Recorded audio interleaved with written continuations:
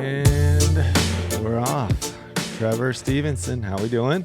I'm doing great. How are you? This has the potential to be really good and also just like kind of strange because we already know each other. Yeah. So you, for people who don't know, we hired you at Rise to come and be a coach, but then also to pursue your post-collegiate pole vault career. Mm-hmm. And if I adjust this in the middle, it's not that big of a deal. I just am kind of anal about how my mic stand's working. But yeah, so you're coming and you're training here, and I'm going to be working with you as a coach, and you're working with the athletes at Rise, and you're also our events director. So you're like in charge of all of the events that we're going to eventually do at Rise. We've got a big one coming up, the Essex Dealer Summit that you've been working on, which is pretty cool. Mm-hmm. But yeah, I think probably the best place to start is just a little introduction on kind of who you are, where you're from, your pole vault background, and kind of stuff like that. Yeah, so I grew up in Grand Rapids, Michigan. I went to East Kentwood High School. Started pole vaulting my freshman year of high school. I started track in middle school because my mom is the head coach of my high school track team. And so I was always kind of like in the track world, but I never got in. Really, you couldn't do track until 7th grade in middle school. So that's when I started.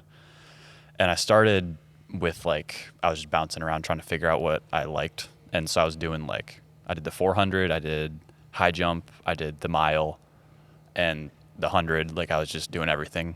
Right. And I wasn't good at any of it. And so I did that for 7th and 8th grade where I was just bouncing around. And I really liked high jump in middle school because we don't have pole vault. What'd you jump? I think 4 foot.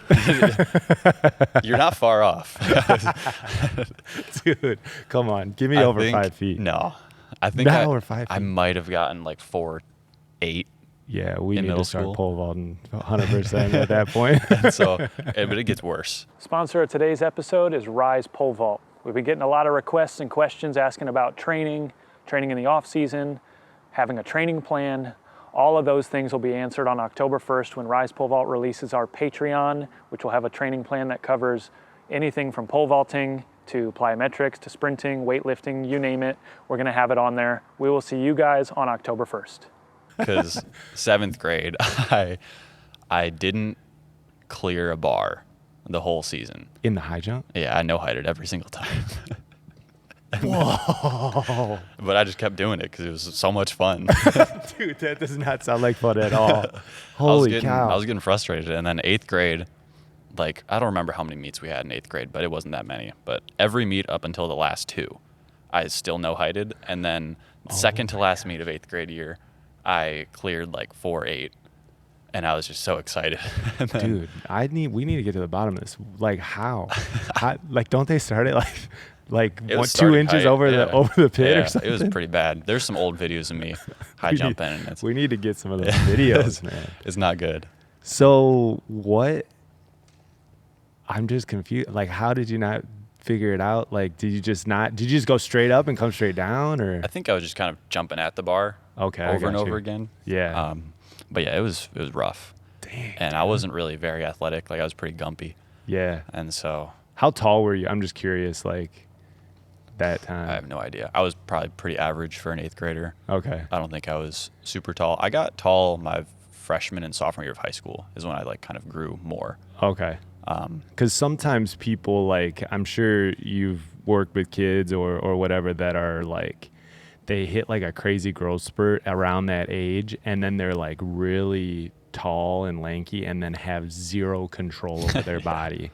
So I was just curious if that might have been playing into the no height situation. Yeah, I don't think it was. I was pretty average height for most of my life until high school. Yeah. And then freshman year, like I said, I started pole vaulting. I started freshman year just doing kind of the same thing, just 100, 400. I didn't run the mile anymore, but I was doing discus. How were those events like? Oh, they were bad. They were pretty bad also. I don't remember what my time was in the mile, but the 400 in middle school, it was a good 75 seconds. Dude, this is turning into a story of achievement. Dude, you know basically your entire career in high jump, and then you become a 572 pole vaulter. That's crazy. Okay, keep going. So, yeah. So then freshman year, I'm still trying to figure out what I want to do. And I run like super slow in the 400. My 100 was like a 12.4 or 12.6. It's like not awful for 14, 15 years that's old. fine. But hold on, you said your 100 was 12.4 or 12.6? Yeah. Yeah, no, that's pretty good. that might have been sophomore year. Whatever. But either way. Yeah, in that's the pretty 12s. good. And then I started pole vaulting just because I saw them vaulting over like on the grass off the track. And I was like, oh, that looks pretty, not on the grass, but Yeah, in I the know what grass you're area. saying. Yeah. And I was like, oh, that looks pretty fun. Can I try it? Yeah. Like to my mom. And she was like, sure. I thought you didn't want to. I was like, yeah, I think it'd be a lot of fun. Right. And so I tried it and I like had a great time with it. Jumped 9 feet my freshman year. That's what's up. How did that first day go? Do you remember? Yeah, a little bit. My high school pole vault coach, who's also the men's head coach, Dave Emiot, he... Shout out Dave Emiot. Yeah. He runs the Grand Haven Beach Vault and is just a huge, person in the pole vault world that's really pushed the sport. one of the best people I know. One of the most influential people in my life for sure. He's an awesome dude. So yeah. Shout out so him. he starts everybody when they take their first jump on the pit. Everybody, all the other pole vaulters start a clap for him. And so hold on, your first ever jump on a pit. Yeah. That's actually a really cool idea. Yeah, and it's like super nerve-wracking, like your hands are shaking on the runway, but it's a lot of fun and it's like just a good introduction to it. Yeah. And so I remember that. I don't remember a whole lot else from freshman year except for one meet. I was on JV, and so it was a dual meet, and we had the order was men's varsity, women's JV, men's JV, or boys JV. However, the order was I was jumping last in the meet, and Right. pole vault took forever, and so we were the last event going. And so the whole track team came over to watch the boys JV pole vault Oh my go. gosh. And that was like super fun because we were going at like 7.6 or 8 feet, and we had like this crowd of like 50 people that were all like doing the slow clap for us the whole time. Oh my And- gosh. That's so cool, man. Like there's memories. Like I have one of my best memories ever in pole vaulting was my first high school track meet. When it's because I started vaulting my 8th grade year, and my dad was my coach, and he was a very accomplished coach. But so I already knew kind of like what I was doing. I had already jumped like 13 something going into my freshman year. Dang. But like all my friends, like they kept on saying like, like, why do you keep, like, you don't hang out with us after school? Like you keep on going over to North Central College and pole vaulting. Like, so they didn't understand and didn't know what was going on. And so that first meet was my first time that I got to show them my thing, and I remember that the night before I wake up in the morning, I like get all my track uniform on, get my warm-ups on. I go downstairs, pour a bowl of cereal, start eating the cereal. My dad comes downstairs and he's like, "Hey, Jake, it's 2:00 in the morning." And I was like, "Really?" I look at the clock. Oh man. It is 2:00 in the morning. So I take all my stuff off. Actually, I think I showered too. And I take all my stuff off, and I'm like, I was that jazzed up about it. Like I was so pumped up. So then I go back to sleep, wake up the next morning, and it was my, first time that I got to show people like what I'd been working so hard on behind the scenes. And then, it's a similar situation where at my high school, they had never seen anybody really pole vault, like it was just like, not very high, like somebody who really knew what they were doing. And I, make my first bar and everyone's like, holy cow, he knows how to do it. Like, that's crazy. And then make another bar. And then I made 13 feet and I was like really pumped up about that. And then everyone starts to clap, like the field house is just booming, dude. Man. I mean, it was just, and I mean, it was so cool. And make 13.6 and then make 14. And I'm like, dude, like, and everyone's just completely freaking out. And I'll never forget that. Like that, the first time that you get a group of people behind you when you're on the runway, I mean, you just never forget it. Yeah. It's what we all do it for. That's why it bothers me whenever people turn off the clap. Like whenever they're like, no, I don't want the clap. I'm like, oh, come on, man. Yeah, I've never been a huge fan of it. I'll never stop people if they're clapping for me. Yeah. But I think I might have started the clap like once in my life. Yeah. Well, and I mean, that's everybody's personality. Like starting it is one thing, right? Like if you're like the dude who's like, let's get it going, get the clap going, and you're calling for it. Like that was me. Like I was like, hey, let's get the energy up and let's go. Some people are maybe more like you, where it's like, you know, if it happens, it happens, whatever, but I'm just kind of focused on this. And I was a big emotional jumper, like energy jumper. And so that doesn't bother me, like if you're not somebody who calls for it. Okay. But what does bother me is when people will stand on the runway and tell everybody in the field house, no, we're not doing it.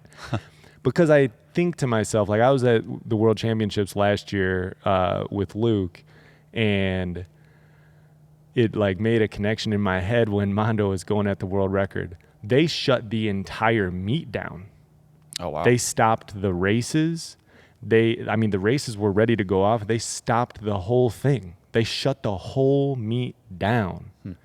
That entire stadium started clapping for Mondo.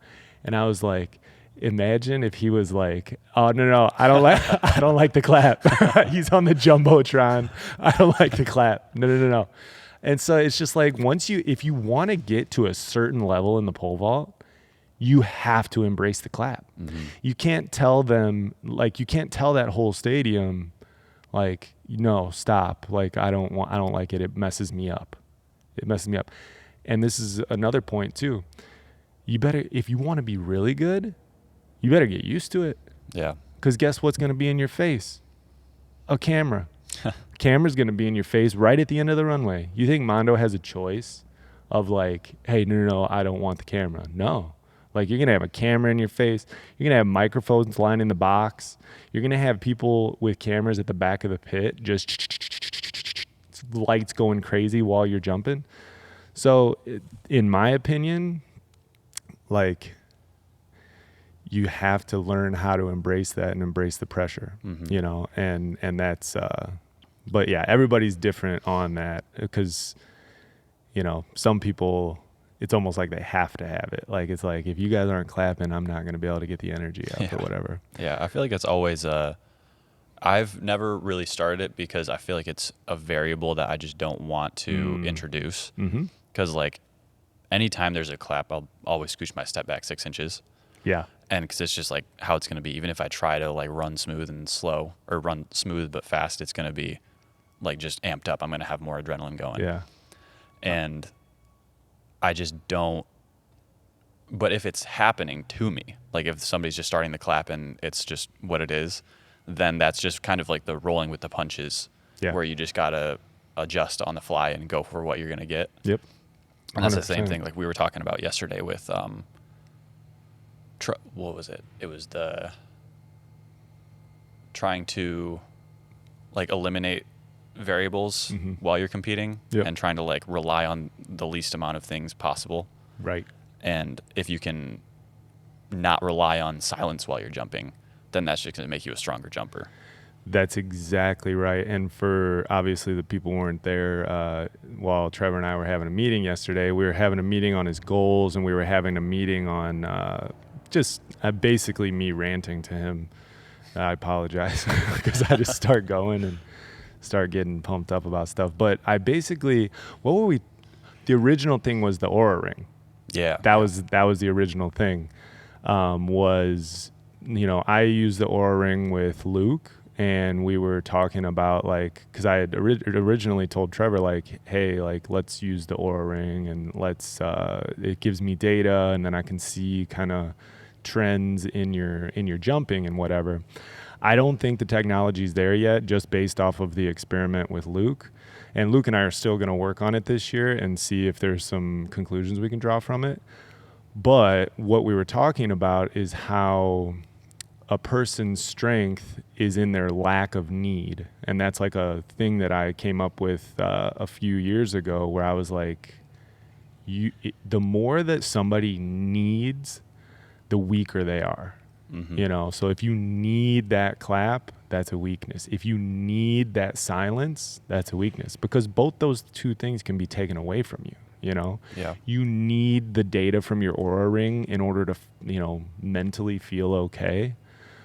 That's a crutch. Another big one too that we talked about was like pre-workout or caffeine, or like I do this specific routine before I jump, and if that routine's messed up, then I'm not going to jump well. Because if you're trying to do what you're trying to do, I mean, there might be 1% of the time that the routine's not messed up. Yeah. So you said, tell me about, because you were talking yesterday about how you kind of went through that process maybe a year or so ago about reducing your need. Mm-hmm. So it mostly started with like eliminating superstitions that I had. And, like what? Like wearing the same socks. Right. And it was just something that I never thought about before and never really relied on. And then I started wearing the same socks to every meet because I just liked how they looked. Mm-hmm. And then I was like, oh, well, I got to bring these socks because I jumped well in them. And then that kind of snowballed into like, okay, well, I got to wake up at this time and I got to eat this for breakfast. And so then it just goes into all these things that I got to like have my routine before I jump. And then I started to realize that I was doing that. And then I just started with just changing my socks because yeah, right. It was like the thing in my mind that had absolutely nothing to do with my jumping. Yeah. Other than like, or besides the other stuff that I was doing that was superstitious.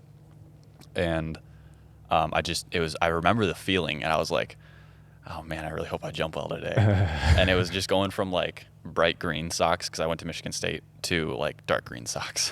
And it's not that big of a difference. It makes no difference at all. And so I did I did. No, I think I jumped like all right. Like it was a decent meet, but I was like, okay, curse is broken now. Yeah. I can wear different socks. And so then the past 2 years I've been jumping, I purposely wear different socks to every meet. And so then that kind of started this thing where I'm getting like fancy socks with like different patterns and stuff on them. Right. I'm like wearing some right now that are the Rolling Stones. I like that. Well, but those things can creep up on you, without you even really realizing it. And, pole vaulting is such a mental game that you really have to guard yourself from those sorts of weird things kind of creeping into your life and into your routine. I remember like a similar thing. Like there was one meet where I think it was my socks. It might have been my socks or my singlet that I had not packed like a clean one for the meet. And I was like, oh, dude, I got to wear like a singlet that I worked out in one time. And I was just like, oh, this is not good. And then like in the end, I was like, that is absolutely ridiculous that has any effect on my brain or the outcome of the meet at all. Yeah. Like it's crazy, and you could just really drive yourself crazy with that type of stuff. But I think it's probably like personality too. Like, are you like that in your personal life? Like, are you pretty, we haven't really talked much about your kind of personal life. Like, so are you like anal about certain things, or are you like, things have to be in order, like type A Not person? really. Or Not really. I like having a routine in the morning. Mm-hmm. But other than that, it's not really like I'm pretty flowy.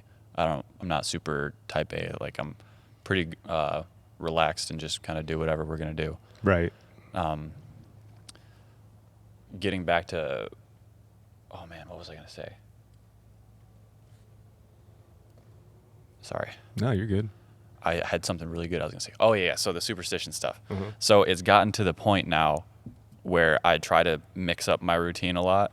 So I'm just ready for anything. Where in certain meets last year, like we had like a rainy meet and stuff, and they were shutting it down, and I was like, let's just keep jumping. Like, I want to see if I could jump in the rain. Yeah. Or if like the wind's swirly, I'm like, all right, let's go. Like, I want to see if I could jump in a crosswind or a headwind right now. Yeah. And it's gotten to the point where I get excited about those mix-ups instead of like dreading them and shutting down. Yes, and that's when you really switch over, and that's really good, man, because that's a concept that I talked to, which, you know, it's hard to explain to like a 15-year-old. But the concept of like working on those things, like I'm going to practice being like bad at jumping in crosswinds. Like today, like when you show up to the meet, like being able to release the outcome and being able to say, I'm going to be perfectly content with practicing jumping into crosswinds, like practicing like what, like manipulating my thought patterns and things like that. That is a really high level skill and high level maturity. And that's going to come in handy, because that's what it all is, you know, like is just trying to figure out like, all right, you know, maybe a kid has a run through issue. Okay, well, we're going to find that place on the runway that you stick. Where's that sticky spot, you know? And then now today you're going to release, a requirement is you have to release your expectation of the rest of the day. Like you can't be like, okay, well, I'll work on this as long as, you know, like I jump this high or something like that. But if you can completely surrender to it and just be like, all right, I'm going to work on that sticky spot in the runway today, you know, like where usually the anxiety builds and I'm about to run through, I'm going to practice getting through that spot, you know. That's really, really awesome. And that's you know, you're basically almost embracing the chaos, you know. Yeah, and it's hard to do. Like I'm still like every once in a while, if I'm like walking down the street and I get like a gust of wind in my face, I like get a little like, oh man, like it's a headwind. Dude, I know. Everybody does. I told you about the experiment I did with the headphones. The earplugs. Yeah, that was a crazy one where I was jumping one day and it was a pretty nasty headwind, and I was like, I wonder if part of the reason that I'm freaking out about this headwind is just because of the, you know, the auditory inputs that I'm getting from the wind just blowing past my ears and like hearing it. And I put those earplugs in and it was almost like the wind like almost went away, because I wasn't hearing like the, you know, going past my ears. And it really just shows how much of pole vaulting is just it's like all mental, man. It's so crazy. And like being able to, it's that initial reaction. Like when you're talking about, you're walking down the street and you feel that puff of wind. Yeah. Like how can you over time change that initial reaction to it? You know, and that's really hard because that's like deeply ingrained in you. Yeah. You know, it's freaking crazy. All right. So we got to high school before we got off track. Oh yeah. Yeah. So freshman year, jumped 9 feet, had that meet where everybody was clapping and it was a lot of fun. And then so right after that season, I was getting frustrated because like there was kids on my team that were jumping like 12 or 13 feet and I wanted to be jumping that high. And I don't remember, but my mom told me that I was talking to her and I wanted to quit pole vault because I wasn't good at it. And how old were you? You were a sophomore? I was a freshman. A freshman. This was just after my first season. Gotcha. And she was like, Trevor, just stick with it, trust it, like you'll be fine, just give it another year and you'll start doing better. And I was like, okay, fine. And then we went to the Barry County Fair Vault in the summer, hosted by Landon Athletics. And I jumped 11.6 there and PR'd by 2.5 feet in one meet. And I was like, man, this is pretty fun. I might stick with pole vaulting now. Yeah, for sure. And so then after that, it was fun. And I would train in the winters with Dave Emiot. Where do you guys train at? Is there like a gym in the winter? Indoor space or? Yeah, we would train at Aquinas College. Okay, gotcha. They have a pretty nice indoor facility, raised runway and stuff. So sweet. Yeah, we would jump there in the winters. And then my sophomore year, I jumped 13.6. So add another 2 feet on. And then junior year, I jumped 14.3 at the indoor state meet. So I PR'd by a foot at the 9 inches at the indoor state meet. And that was the emerging elite qualifying mark for indoor nationals. Okay. And so that was super exciting because I PR'd at state, like the last meet I could jump at to qualify for nationals, and I made it. Nationals as in like New Balance nationals Yeah, or something? New Balance nationals. Okay, gotcha. And we went to New York and jumped at the Armory, and that was super fun. And that was in 2017 when Mondo was there, and he jumped 581 or whatever it was, whenever he got over 580 for the first time. That's crazy, man. And it was so cool to watch. And it was me, Gabby Leone was there because she went to my high school. And so you guys were teammates. Like, were you the same? She was age? 1 year. 1 year ahead of me. Yeah. Okay, gotcha. And we were there and like watching and like getting super excited. And afterwards, we're standing like on the rail, like outside of the outside lane on the 200 track, and watching the pole vault. And then after Mondo cleared his 580 and finished jumping, he got off the pit and like started taking his stuff off. And like 5 minutes after he finished jumping, we were like, we're gonna go out there and get a picture with him. And so we snuck past the rail and like just went on like the pole vault runway. Yeah. And got a picture with him after he jumped. And That's it was just wild. It was so weird. Like, it wasn't weird at the time, but it's weird to think about now, because it's like if you were to try to like at like Eugene or at like the World Championships or something, jump over the rail and try to get a picture with Mondo like on the pole vault runway. Get tackled. Yeah, like there's no chance it would happen. Right. Yeah, that's what's even crazier though is like, are you guys the same age? Yeah. Well, but isn't that weird? Like how it's like just like that's been the thing with Mondo, in my opinion. One of the things is that he just has an aura about him that he has more experience like than his age. Yeah. You know what I'm saying? It's like when you look at, like, I'm not saying he looks old. What I'm saying is like when you look at him and you kind of look at him just kind of move through the world, it's just like He looks wise. just like he's got like the wisdom of like a 30-some-year-old person, and that's so that it's just kind of interesting, like that you look at that person as like, wow, you didn't even think about that he was your age, and like it was just like that's just really crazy. I mean, and to jump that high at that age is insane. Yeah, man. it was pretty sweet. So we watched him jump, and then I think I jumped before him, but I jumped in the emerging elite, and I double PR'd at that meet and jumped 15.3.5. Let's go. Coming in with a PR of 14.3. And so that was super exciting. And the current school record before I jumped that was 15.3. And so the progression just went perfectly to half inch higher. Wow, that's awesome. So that was fun to get the school record. And I got off the pit and I went up to Coach Emiot, and I was like excited and stuff. And he was like, school record. I was like, but it's indoors. And we're jumping with the like Kentwood Track Club. It's not like East Kentwood. And he's like, Trevor, I decide that stuff. And you're going on the board. That's awesome. And I was like, that's just kind of the guy he is, where he's just like gets the stuff done for the people he cares about. That's awesome. And so that was pretty cool. That's what's up. So what, like, so you had a like consistent, like real progression every single year. Yeah, so, like, it was surprising. What do you think enabled you to do that? I think it was just year-round practice, and I took time off also, which is kind of counterintuitive. But right. I jumped in the winters, which I think is really what helped me out.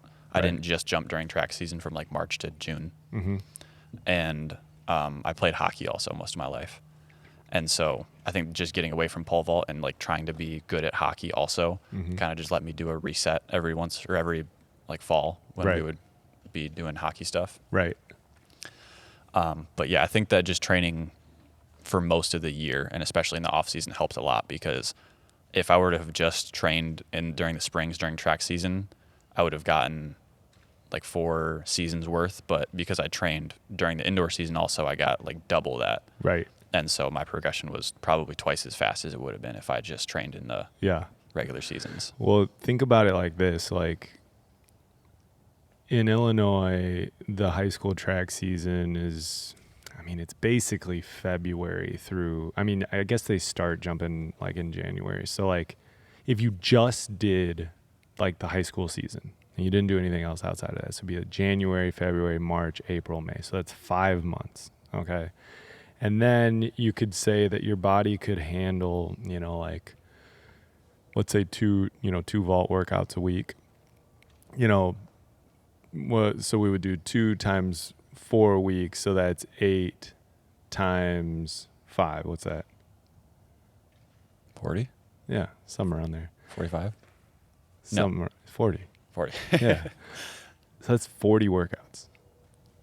Like when you put it like that, it's like, that's not that many workouts. Yeah, it doesn't sound like a lot. You know what I'm saying? It's like, okay, I want to improve by 3 feet this year.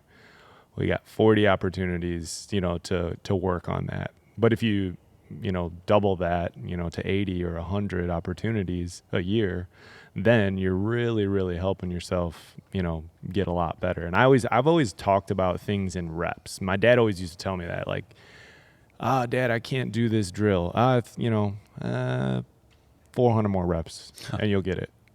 And it was like it'd be exactly like, he was so good at that. He'd just be like, you just need, all right, you're going to need 300 reps over the summer. And then, another 400 or 500 reps during the fall and winter. And then, I think you'll be at where you want to be at. And so that's how I've always thought about stuff, is think about it in reps. How many reps are you getting? But there's a caveat to that, because you can't just do all 500 in the next month, or else you'll get injured, and then that'll push that away. And then that brings up another good point. If you just jump during the high school season, what happens if you get injured? Yeah. Then all of a sudden, like, let's say like 1 or 2 months of that is taken away, and then now you're down to, let's say, 35 practices, or probably less than that, like 28 practices. Mm-hmm. It's like, holy cow, how can you expect to get, and then, all right, I'm just doing this. So you jump all 4 years of high school, right? And let's say you do 40 workouts a year, 40 times 4, that's 160 workouts for your entire high school career, if you just jump during the high school season. It's just, in my head, it just doesn't seem like you could, like, make all the progress that's possible. Like, Can you get much, much, much, much better? Absolutely. But, it all just boils down to the person, and do you want to reach your ultimate potential? Because if you want to reach your ultimate potential, you're probably going to have to go outside of that. Yeah. I also think that having a good coach is important, and that helped me a lot. And then also we have a lot of poles at my old high school. Mm-hmm. And so making sure that I was on the right pole at the right time was also a big part of why I had a steady progression like I did. Absolutely. Can you, like, remember things specifically? I know it was a long time ago. Like, specific things, like, maybe that caused a breakthrough, like that breakthrough at that street meet that you jumped 2.5 feet higher. Do you remember, like, was there something different that you did? I think I just kind of timed up the bend of the pole a little bit better. Okay. I don't really remember a whole lot because it was like 8 years ago or something. Yeah, for sure. I remember the meet, and I remember that during the season, I was bending the pole a little bit, but it was just kind of like throwing me all over the place. Mm-hmm. And so I think at that time I was able to get my feet up in time where it gave me a little pop off the top instead of just like throwing me at the bar. Right. What about, like, any other times? Like that meet at the Armory, or like... Yeah, that one actually, the breakthrough came indoors. And I remember, I have the video on my phone of the jump where it like clicked, because I landed on the pit and I like my jaw dropped. I was like, that's the best. That was it. Because it was another thing with my swing where I timed it up where I wasn't getting caught in that L position. Yeah. I like moved through it all the way. And so I was extended before the pole recoiled. Right. And so it gave me even more pop off the top of the pole. Right. And so that was another one where I was like, whoa, that felt way better. Right. And so then fast forward a month or two, and then I PR'd by a foot. That's wild. Or I guess a couple more feet, because that was before the state meet indoors. So what would you say, like, were some of the cues that you used back then? Like, what are some things that Dave kind of taught you, like some of the core things that, you guys really worked on a lot? The biggest things that he would always hammer in were run and plant. Mm-hmm. And he said that he would always say that at like 90% of the time, the fastest guy at the meet is going to be the one who wins the pole vault. Mm-hmm. And so we always worked on speed and being fast on the runway and then having a really big plant. And then the rest just kind of like happened. Like it was like fine tuning, but the most important things were the run and plant. Yeah. And I think that's like mostly, honestly, I don't remember a whole lot of what the cues were that he was telling me, but I do remember it was a lot of emphasis on run and plant. It's 100% true. And if you talk to anybody who knows what they're doing, that's what they're going to tell you is like your run and your takeoff are the most important parts of the pole vault. I called Katarina the other day to kind of figure out what we were going to do at this camp, Elite Experience camp that we're offering. And she was like, well, I know that it might not be like the most fun thing, but I mean, the most important parts are the run and the takeoff, so we probably are going to do a lot of that. And I was like, I'm totally fine with that.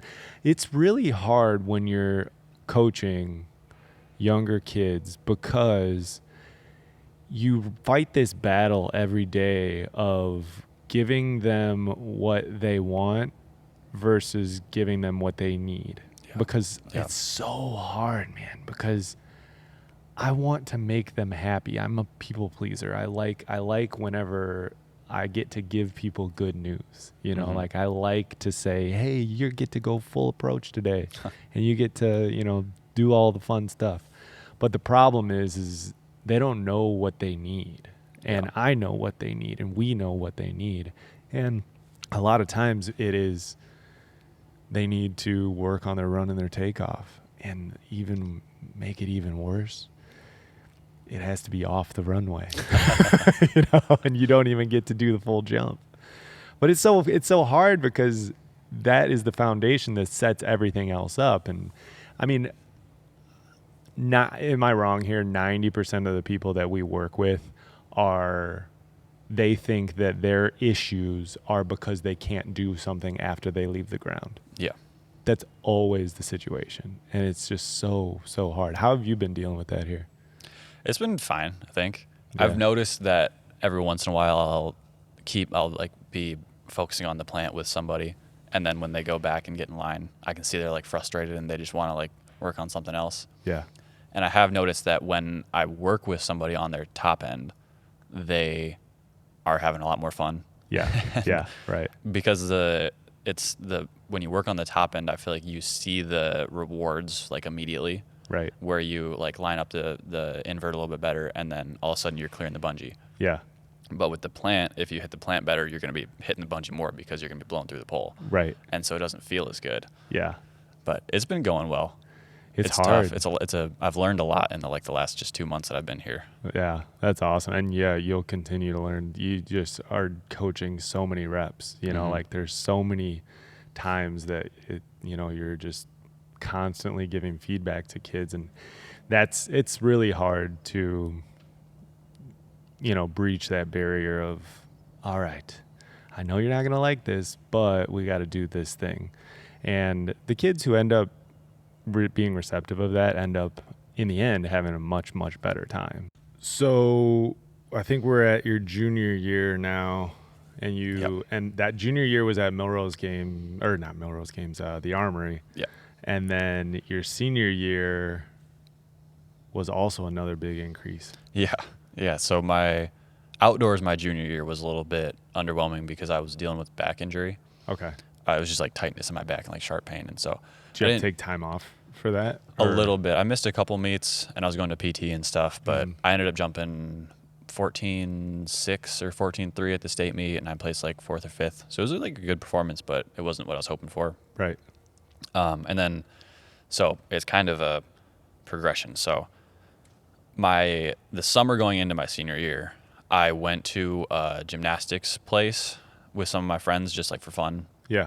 To jump around, and I'd been working at Sky Zone previously. Oh, like the trampoline park? Yeah. All So- right. And so I would like jump there a lot, and I was good at like doing backflips and stuff on the trampolines. And so we went to that gymnastics gym, and I was like confident and stuff. I was like, oh, yeah, I can do all this stuff. And so we get there, and I'm super excited, and I jump right on a trampoline and just one hop into a backflip. And I start rolling forward, or I start moving forward in the air and mess it up and land on my knees on the pad that covers up the springs and stuff. Yeah. And the pad rips, and my knee just goes right through it and hits one of the beams that is under the trampoline. And it just takes a huge gash out of my knee, probably like 2 inches long, like pretty much my whole kneecap. Oh And my gosh. and so that was pretty bad. And I like didn't even realize it happened at the time. It felt like I just kind of got like my skin scraped. Right. And so I was like, oh man. And I stood up and like touched it, and I was like, oh. And I looked out, or I looked at my friends, and they were like eyes were huge. Like they were like, Trevor. I looked down and I was like, oh my gosh. And so I went and like sat down and like waited, and people at the place drove me to the hospital, and I ended up getting stitches, and it was bad. And I was in a knee immobilizer for like 2 weeks because of it. Wow. And so that set me back a little bit with training. And it took me about a month to like get back to like where I was before that happened, just because my leg wasn't moving for those 2 weeks. Was it just a flesh wound, or like was like cartilage damage? Yeah, and so stuff? I was really lucky with that. It was super close to like nicking one of my tendons, but it just took the skin off, and that was it. So that was lucky, at least. That was nice. Took the skin off. But yeah. So it took me a little while to get back to like into shape, and then I was doing well and jumping well, and then in December, 2 weeks before Reno, maybe 1 week before Reno, I was playing hockey, and one of my teammates came and like ran into me and hit me in the shoulder and broke my collarbone. Oh, jeez. And so that knocked me out for 6 weeks. And Right. most of the indoor season I was out because of that. What'd Dave say? What'd they say? What'd Dave say? Oh, Dave. I don't remember. I don't think he was happy, but Right. it happened early enough in the season where I was still able to jump at indoor state. And I jumped, I think, I don't remember what the mark was, but it was one bar below what I needed to go to indoor nationals. Okay. And so I ended up not going that year, which was just like, I was devastated. Yeah. And it like kind of lit a fire under me for outdoor season. Right. And so then outdoor season, first meet, open up, jump 15 feet. And that was like super exciting because I hadn't been over 15 in over a year, or about a year. And then next meet, same thing, jump 15 feet. And kind of through the season, I kind of like took a step up, and I was running a little bit faster, jumping a little bit better. And I was pretty consistent over 15 feet, taking shots at 15.7, 16 feet. And I, like halfway through the season, I jumped 15.7, qualified for championship New Balance Nationals. And then at our conference meet, I jumped 16 for the first time. And that was super exciting because I'd been jumping on 16-foot poles at that point, and like I was just barely not good enough to get on them easily. Right. And so I had to be jumping really well to get on them. And so that jump finally was like the click where I was starting to roll the 16s pretty well. Yeah. And so I jumped 16 there for the first time, which was super exciting. And then jumped 16 again at team state the week before individual state. And then at individual state, it was pretty exciting because I was coming in with a PR of 16 feet. The next best guy in the state was 15.9, Eric Harris, Right. from Saline. And so I was thinking like, okay, I just got to do what I've been doing, and I'll be able to win the meet. Right. And then see what happens after that. And so the meet goes well, and I'm jumping well, and first or second attempts on most bars. And I clear 16 feet first attempt, and then Eric clears 15 feet, or 16 feet first attempt. I was like, oh man. So we go to 16.3, and then I miss my first with a blow through, and he clears it. So I pass to 16.6, miss my first again, and then he misses his first. So I'm on my third attempt now. Ooh. At 16 feet because I passed. Right. 16.6.5 was the bar, and I cleared it on my third attempt. Oh my gosh. And I was just like a 6-inch PR, And I Yeah. was just so pumped for it. And like, that was like the most excited I've been up until that point Right. for a bar. Yeah. And so that was super exciting. And then Eric goes and clears it on his second attempt. And so now he's back in the lead. It's a good state meet. Jeez. And so then we go up to 16.9.5. And I think I cleared it first attempt Oh my god. at 16.9.5. And it was either first or second. And it was a nice jump. I had a little bit of room on the top and no touches on the bar. And then he goes and misses his first at 16.9. So then we pass to 17 feet and a half inch. And we both go out at that bar. Oh my gosh. And so both of us had 9-inch PRs. He came in with 15.9. I came in with 16. And then he ended with 16.6. I ended with 16.9.5. That's crazy, dude. And so then that was, it was just a super fun meet, high intensity. And I was lucky also because the progression again went to a nice mark where it was 3/4 of an inch above the state record. Oh wow. And so I ended the meet with state title and state record and state meet record too. So that was a pretty fun day. And then That's also crazy. to add on to that, my coach in college, who I hadn't really met yet a lot, but I was going to Michigan State. And so Coach Kriegmer, who's the jumps coach at Michigan State, and then Coach Drenth, who is the old head coach, were also there at the meet and watching, and they were like cheering me on and stuff. And it was just a great day. It was a lot of fun. That sounds like a great day. Two questions. What is individual and team state? You don't have that in Illinois? We just got state. Oh, okay. Team state is, it's like pull the. this up a little bit. Okay, sorry. There we go. There. A little bit. Sorry. We're gonna get it. There we go. Right there. Is that better? Yeah. Okay. Perfect. Team state is like the state meet that nobody really cares about. Team state is the one that nobody cares about. Yeah, which seems a Nice. little weird, but it's because all the teams are allowed to go. And so it's scored the same as individual state, where like 10, 8, 6, 5, 4, 3, 2, 1 for the top 8 Right. points. But since all the teams can go, Hold on. How do they host a meet where every team I don't really know. team can go? I mean, it's Do just you have like only like 100 teams in Michigan or something? I don't know what like the requirements are to go, but there's a lot of teams there, and Right. so it's not the best of the best in the state that are going, because just teams can bring whoever they want. Wow, I that's don't remember very what the interesting. I want to look requirements this are. up later. Yeah. I would take everything I say about that with a grain of salt, because I don't know for sure what it was. But so that's team state, and team state, it's if you win team state, it's great. If you don't, like, it's not that big of a deal, because it's not like the real thing where you have to qualify for it. And so we have like our regional meet, which is like sectionals, where you have to hit a certain bar Right. to go to individual state. Right. And then individual state is the one that like counts, where When is team state? it's like a week or 2 weeks before individual state. So you go to team state, and then you go to like a regional or a sectional, and then you go? Yeah, I think so. That's interesting. Yeah, it's a little weird, but I wonder what the reasoning for that is. I don't know. Just maybe give people more participation or something.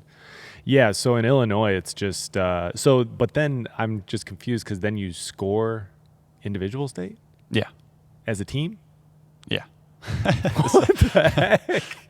That is Yeah, so like we gotta each look high this school up has later, their yeah. own scores, so like whatever East Kentwood would have 65 points. See, like whenever you said it, I was like, all right, that kind of makes sense. Like they're going to have one meet that is just about the team title, and then they're going to have one that is just about individual titles, and they're not going to score that one as a team event. But you have team state, and then you have individual state. But like individual state is the real state. Yeah. Okay. You didn't win team state, did you? I did win team state. You did win. Yeah. You're a team state and individual state, man. But I didn't get a plaque or anything for team state. I just feel like team state probably just needs to Yeah, be I don't done. know. I don't know. It's not. That's interesting. Yeah, so every state has like an interesting thing. Actually, I was curious about Michigan. So when does your outdoor seasons, do you guys have a full indoor season? No, not through the school. You don't have any school indoor season? Yeah, it's just through a club. So like I said it like just for a second earlier, it was jumping for Kentwood Track Club for the indoor season. And then outdoor season is East Kentwood High School. And then when does that start? I think in like March or April. March or April. Yeah, because I was curious about that. Because you guys are even obviously further north than us. You're like 3 hours or so away from where we're at. And it's dicey outdoors. Yeah. Really dicey outdoors. Yeah, our first two meets outdoors are inside.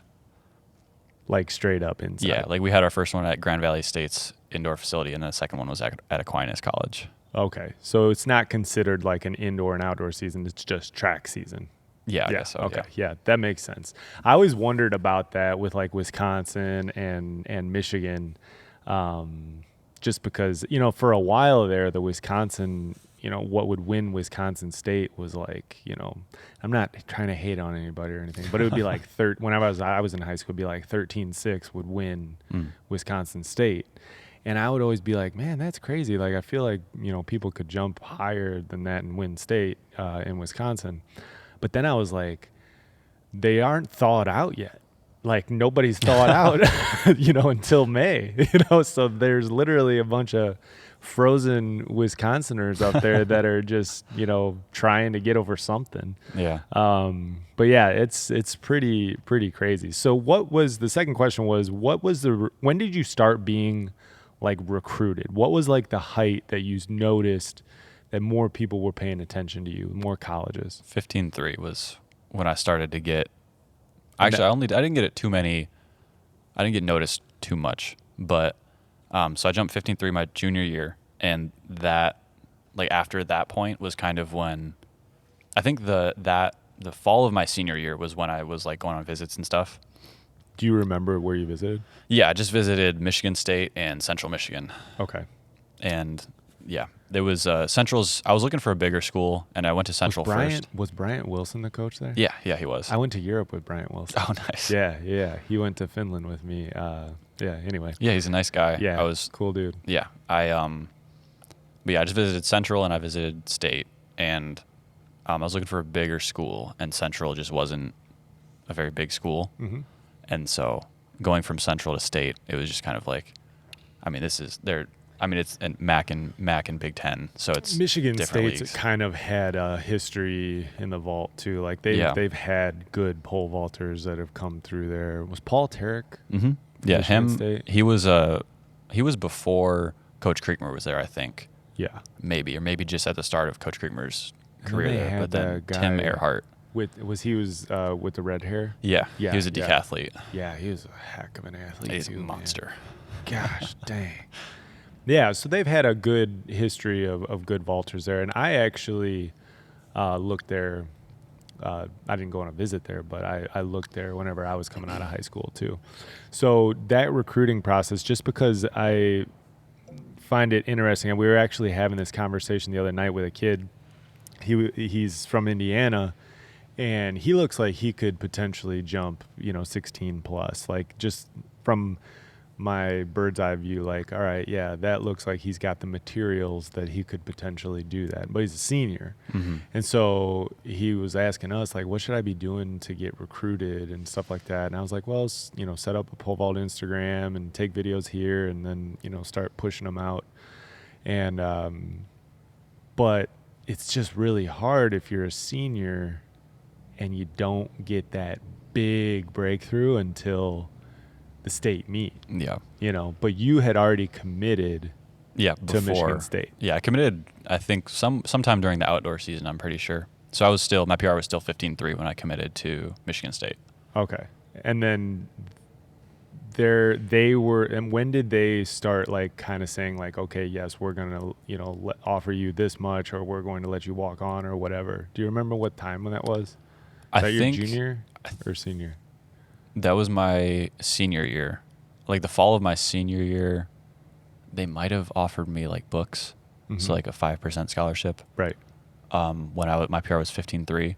So basically just like a couple $100 a semester. Yeah.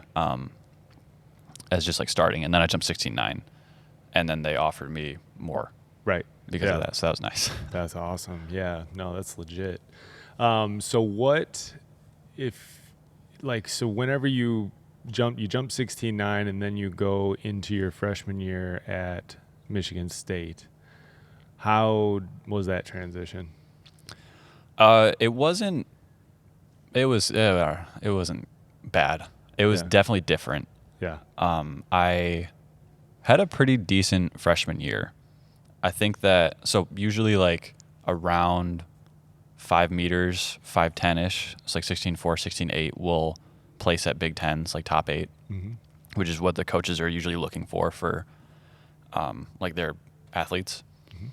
And so I was kind of coming in with a decent floor where I was like, okay, as long as I just do what I've been doing, I'll probably be able to jump a mark that the coaches will be happy with. Yeah. And I ended up jumping indoors my freshman year. I think I got over 5 meters or 490 maybe once, and I jumped 499 at indoor Big Tens, placed 10th. Okay. And so I was like pretty happy with it. Yeah. And then outdoors, I had a good meet in PR, jumped 522.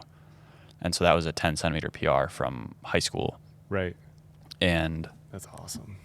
Yeah, that was a super fun meet. And then placed 8th at outdoor Big Tens. But yeah, it was a pretty rocky year. It was just up and down. Like I would have a good meet and a bad meet and a good meet and a bad meet. And I think that was just kind of me and Coach Creamer trying to figure each other out. And he was trying to see like how I'm going to like for my third attempts, I'm usually a little more amped up and I'll move the pole better than on my first attempt. And so it was kind of making those little adjustments to just like my personality when vaulting that I think we kind of had to figure out along the way. But yeah, that was. So what were there like big training differences? Yeah, like definitely. That was from high school to college. That was one of the things I was really surprised about is that in high school we would jump every single day, just Monday to Friday. We would just jump, and then if it was like we just jumped in a meet yesterday, we'd go from a short today instead. But in college, it was just jumping twice a week. Right. And the other days of the week, we'd do like short sprints Monday, jump Tuesday, relax day Wednesday, so we'd do like abs. Thursday, another jump day. Friday was like longer speed endurance, like 150s or 200s. And that was pretty much the formula for the whole year. It was like adjusting, obviously, based on schedule and stuff like that. But yeah, it was good. I liked it a lot because at that point, I'd gotten a good number of reps in to where I kind of had like the fundamentals down of vault, and it was just the fine-tuning stuff that I needed to really hammer in. And so I was really I got a lot stronger and faster like each year of college. And that I think was where I got the biggest return because my technique is better now. It looks better, but it's not like completely overhauled and everything's changed. Like you can see that I'm like the same vaulter. It's just like, oh, that like this left leg's just a little bit straighter during the swing and stuff like that. Yeah, just little things. But like I'm that. like significantly stronger and significantly faster than I was my freshman year. What were like the core things, like if you were to put your finger on like these are the things that I believe made me stronger and faster? I think, lifting twice a week, 2 or 3 times a week was a big one. We would do hang cleans a lot. We do like heavy squats. And I think that getting those explosive muscles going and getting like stronger legs was a big part of it. I think that doing the 30s, we'd usually do like an 8 by 30 meter sprint. And that was big too because that was also pretty explosive. Like I was just pretty much going like 100% on all of those sprints every Monday for like the whole year. Yeah, for sure. And I would notice that I would get faster as the year went on. I'd feel better running. Like I just feel like more in control of like pushing down the runway. Right. And I think that lifting hard and getting stronger and then doing those short sprints were 2 of the bigger parts that helped me a lot. Absolutely. Did you lift or like do very much like what you would consider training in high school? No, I lifted in high school. We had a class called Advanced PE, and it was it was just weightlifting class. Right. But It was advanced. I could hear that. Yeah, very advanced. And that was it was pretty typical weightlifting though. It was mostly geared for the football players. Okay. And because there was a lot of football players in the class, so it makes sense. Right. But we would just do like a typical like squat on Monday, bench on Tuesday, plyos on Wednesday, incline on Thursday, and then front squat on Friday or something like that with like little exercise in between. But that was pretty much all I did in high school. So I was like lifting, but I wasn't like pole vault lifting. Right. So what like poles and stuff were you jumping on like in college, like as opposed to like, were you jumping on, what did you jump on in high school? Like what brand? UCS Spirits. Mm-hmm. Okay. And then you jumped on Spirits at Michigan State. Mm-hmm. I my freshman year I was going between carbons and Spirits. Oh, really? Yeah, just because I don't know why I was doing that, but yeah, I was. And, interesting. And it was just the transition between the poles was different. Like a 15.780 and a 15.785 going from a carbon to a Spirit. It was like a bigger jump than going from the same pole to the same pole brand to the same pole brand. Right. And so that was kind of messing with my consistency a little bit. And so then we just switched over to just jumping on Spirits the whole time. Mm-hmm. And that helped a lot with my in-meet transitions between poles, because then I wouldn't blow through a pole and then go to the next bar, or blow through a pole and then go to the next pole and get stood up. Like that wouldn't happen. I would blow through and then it was the right pole. Right. And then once I blew through that one, go up again, and then it was the right pole again. Yeah. That's that was one thing that happened to me at Alabama. Was I jumped on Pacer carbons all through high school, and we've still got some of them over on the rack over there. The ones that I jumped on in high school, the 15.6 series, the Carbon FXs, like they're just the best poles. Like they're incredible poles. And then, they switched, everybody's kind of familiar with that. They, switched up the formula and kind of did a little bit of experimenting, and then, there's different ones now. But when I went down to Alabama, it was like really tough because they just didn't have the ones that I was like used to jumping on, and it was really hard. And I eventually just had them ship my poles down to Alabama because it was just like, this is just not working out. Did you ever feel, so one of the things that I sometimes go back and forth with whenever I'm talking with people about college is like advising them on making the decision between Division I and Division II, Division III, and people always, have this idea of what Division I athletics is, and sometimes I'm a little bit hesitant because I get worried about the pressure of being a Division I athlete at a Big Ten school like Michigan State. Was there ever a time in your career that you felt like anxiety about, oh my gosh, like I'm not performing, like am I going to get kicked off the team, or like am I going to take my scholarship away or anything like that? Yeah, I never thought that I was going to get kicked off the team, but I definitely felt that I wasn't deserving of my scholarship. And it was mostly because I always had the potential to jump well and place high at Big Tens, but just for some reason, especially indoors, I just never really did. And there's different reasons for each of those years. Like it was a different thing every year, but and especially with like the higher level of competition, and like the Big Ten pole vault's usually pretty strong. And so you got to be jumping really high to be competitive. And it was tough when I wasn't doing well, because I was like, why am I even like is this right for me? Like, am I supposed to be in this league? Yeah. And I remember, so my sophomore year indoors, I jumped 5.17 at Big Tens, and I placed 5th, and I was like super pumped about it. Right. And then COVID hit, so I didn't have an outdoor season. And then through the summer and stuff, I was like jumping a little bit. And then junior year indoors, I was having like a little bit of a rocky indoor, and I jumped 5.20. I remember at Spire, and I got off the pit and like almost cried.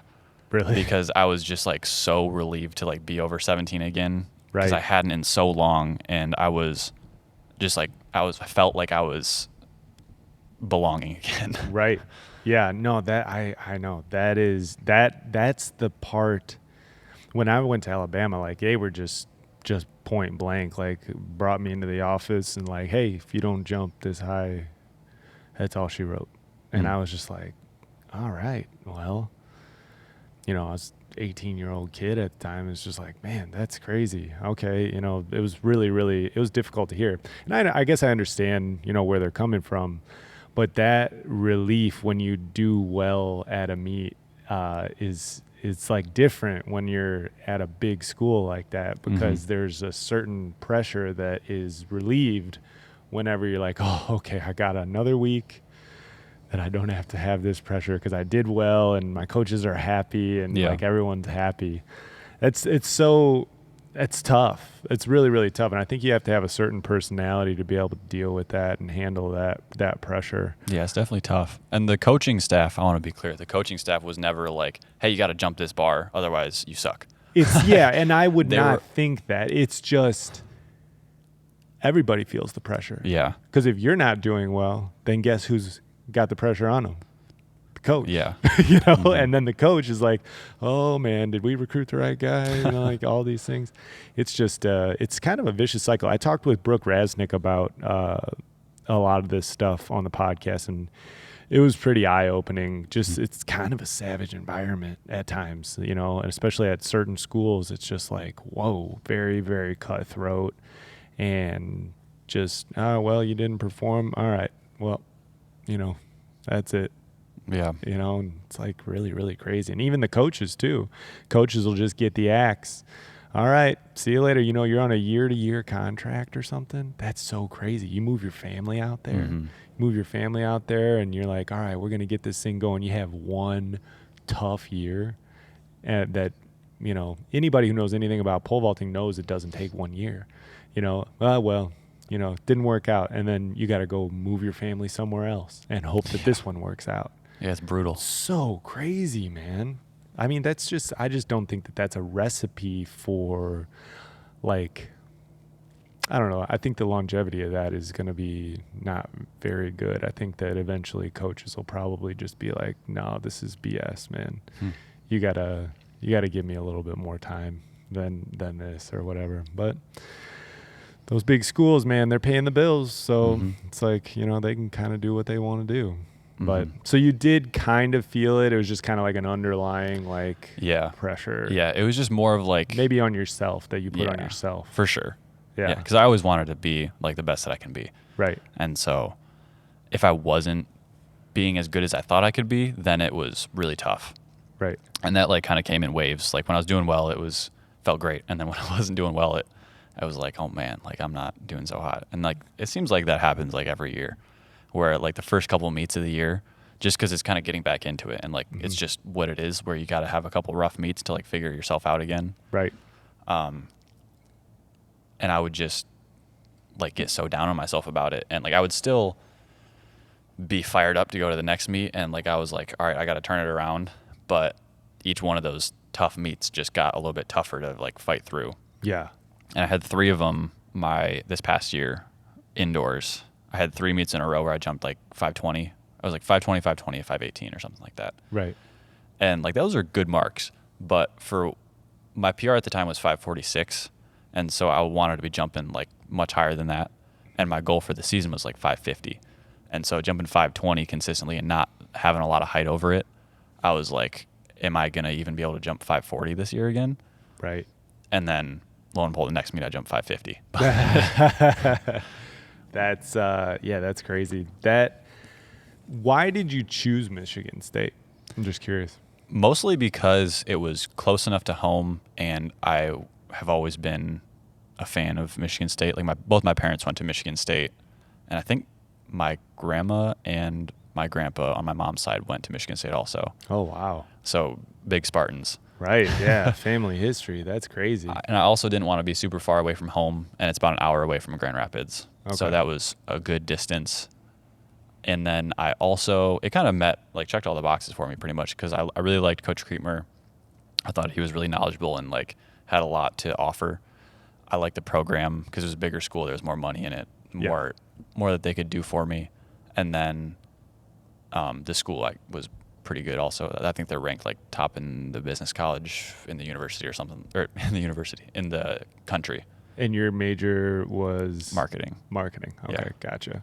And so you go through college, and then you end up having a really good collegiate career. Thank you. And we're almost caught up to current time. So I guess take us through kind of like those last few months of your senior year, getting up to that Big Ten championship and all that. Yeah, it was a fun year. Like I said, the first 3 meets were rough, and I was like really down on myself after that third underwhelming meet. And then the next meet after that, I jumped 550 at Notre Dame and 555. And that was just like a huge weight off my shoulders. Like I've been chasing 550 for a long time, and I got that, super pumped about it. And then meet after that, jumped 548 at Windy City against Luke. Yeah. He beat me. And then I think that was my last meet before Big Tens, and I had the top mark in the Big Ten going into the meet. And so I was like, all right, it's kind of the same thing as state. Just go in and do what you've been doing, and it'll probably go well. Right. And I jumped 535 that day, placed second, which was very disappointing. But I was still happy with it because it was my first Big Ten medal. And so like, oh, wow. Yeah. Well, that's good. And so that felt really good just because the past couple of years I would have one of the higher marks in the Big Ten, but I just wouldn't be able to put it together on the day. And so even to place second, I was just super happy about it, just to have something to show that I was like good. Right. Right. And you performed at that meet. Yeah. Like, because maybe that was something that was kind of haunting you for the sure. last few years or whatever. Yeah. Yeah. And so I jumped 535 there, took attempts. I missed my first at 545 and then passed to 555, I think, and took a really good shot at 555. My last attempt got on the biggest pole I've ever been on, took off just a little bit under, so I hit it just a little shallow. Right. But I was like, I had some room on that bar and just brushed on the way down. And so it was disappointing, but it was a fun meet. Yeah, for sure. And then go to indoor nationals and had like the day of my life at indoor nationals. Yeah, for sure. Jumping at the University of New Mexico. Starting height was the highest I'd come in. I think it was it wasn't the highest I'd come in, but it was like 530 or something. It was up there. Right. And first couple bars go well, and then it gets to 556, clear that for a 1 centimeter PR, goes to 561, which would be an indoor school record, which I was actually, sorry to go backwards, but before that meet, I was really hoping to get the indoor school record, which is 560, and it was very disappointing because before the meet started, I was like kind of at peace with it. I was like, I won't get it. Like, school record's gone. Like, I'll just get the outdoor one. Yeah. And then bar goes 561, and I clear it. First attempt at 561. And I was like, yes. I was super pumped about it. And then bar goes 566, clear that one also. Yeah. And so then I ended up getting fourth at that meet.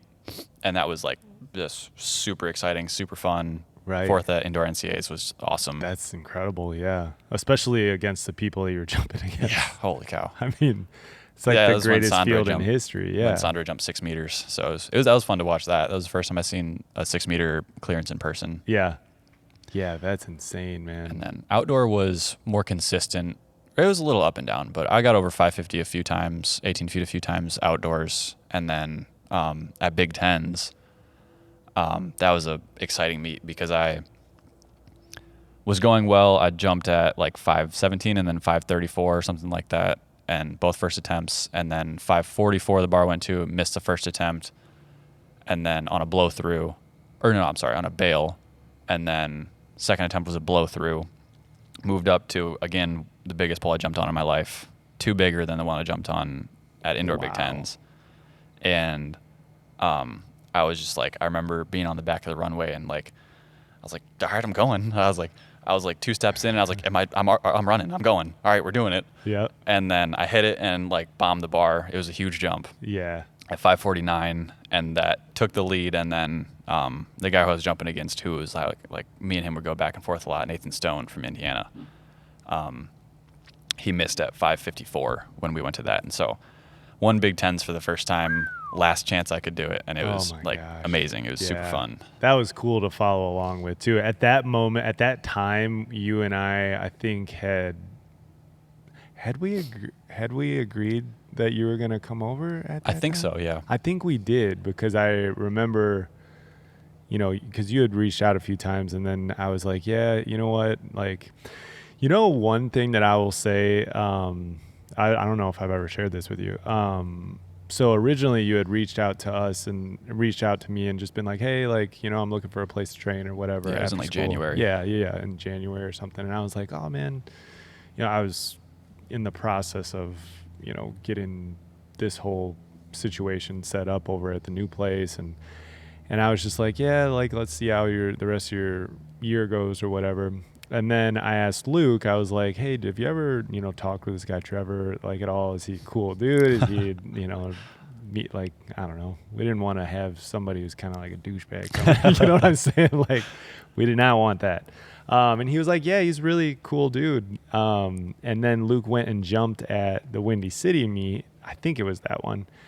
And he was like, yeah, man, he was calling me after to tell me how he did, and he had a decent day that day. And he was like, yeah, it's just so hard, because literally it was me and Mom and Amber, his wife, like in the field Place house. was empty.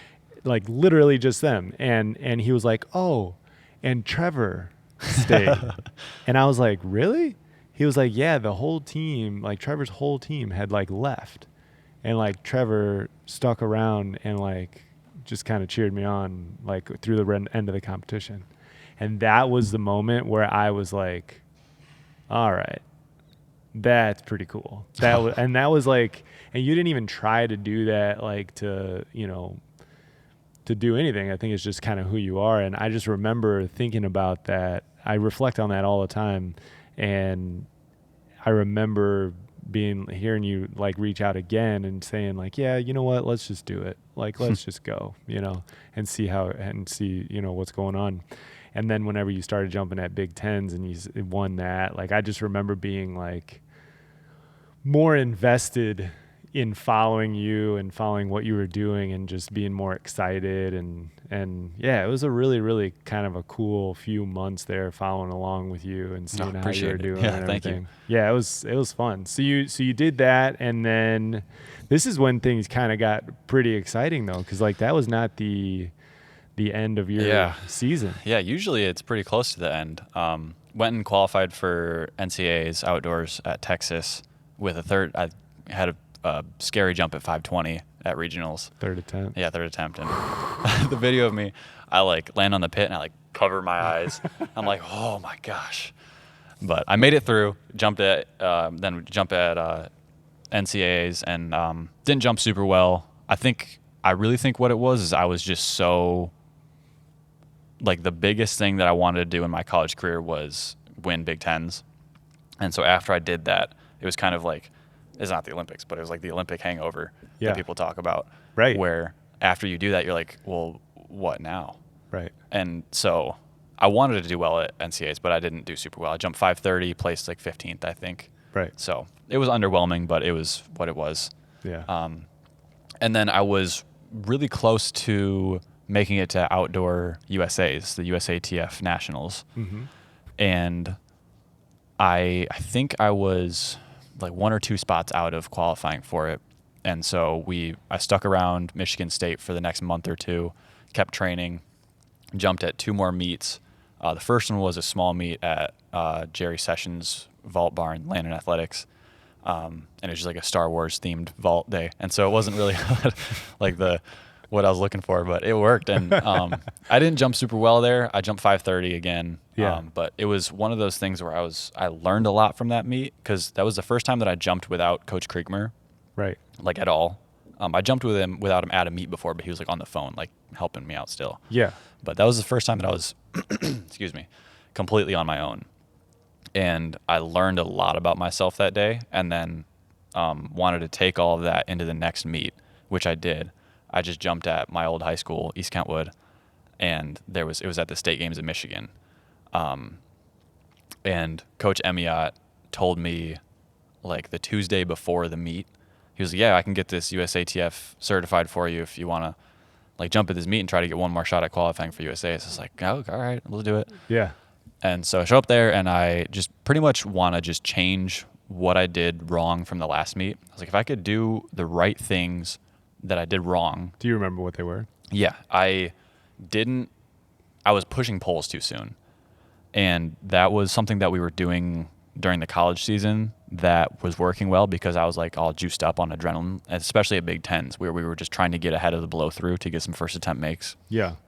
And so I tried to do that at Jerry's, which was the Star Wars vault. I wasn't really amped up for it.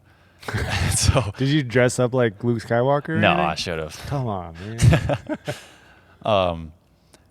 And so I was. Hold on, time out. Were people dressed up like Star Wars I don't people? think so. I don't think there were any like capes or anything. Or So what was the... well, there was like Jerry like decorated the whole facility for it. He had like lighting, like dark lighting, and like I got to see the pictures of this. it was pretty sweet. It was fun meet, but I didn't jump well, and Yeah. it was because I was pushing poles too big or too soon, and so I was trying to get on like the pole that I jumped. Hold on, you were pushing poles too early in the competition? Yeah, so I was Okay. just trying to get on a bigger pole than I should have been on. So I'm assuming that at the Jerry set at the Star Wars meet, you went probably just like came down on the bar a bunch? Mhm. Yeah, Okay. All right. which I like rarely ever do.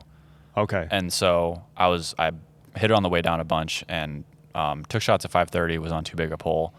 And it was hard for me to trust it because it'll happen a lot where I'll take a little bit off of a jump on a smaller pole to make it work. And then the next jump, since I move up a pole, I'm like, all right, I got to go for this one and then blow through it.